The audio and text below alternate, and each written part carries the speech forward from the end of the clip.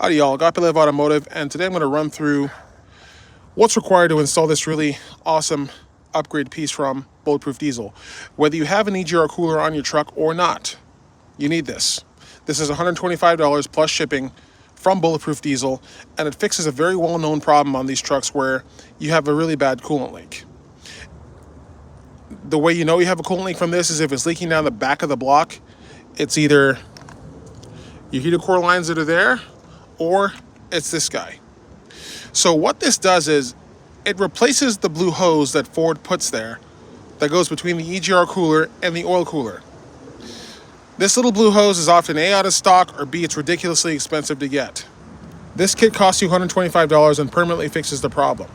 Now, they give you this much hose. You really don't need all this hose. You need very little hose, actually. Probably like maybe this much, if anything. But this is a good quality hose. If you buy this hose at the auto parts store, chances are it's not going to stand up, it's not going to hold up. This is a very good quality hose. You can't even see any type of braiding in the hose. It's that thick. And best of all, as you can see right there, made in the USA. So in order to install this, you have to drain the cooling system. You know, this is a great time before you install this, check your temperatures and make sure your thermostat is opening and closing properly, and you're reaching at least 190 on your thermostat. Make sure you're not getting on up to 207, 208, 210, completely unloaded. If it is, you need to replace your thermostat. And only use the Motorcraft thermostat. Otherwise, you will get to do it again. If you use a Stant or anything aftermarket, it's going to fail closed. It is going to cause your engine to overheat and going to catch you at a really bad time. So you have to drain the cooling system. Just remember, take the cap off your reservoir. A 5-gallon bucket under most 4-wheel drive trucks usually does it. You can't really see it right there. There you go. And you have to remove the turbocharger in order to properly access this little blue hose that you see there. So this piece right here comes off completely.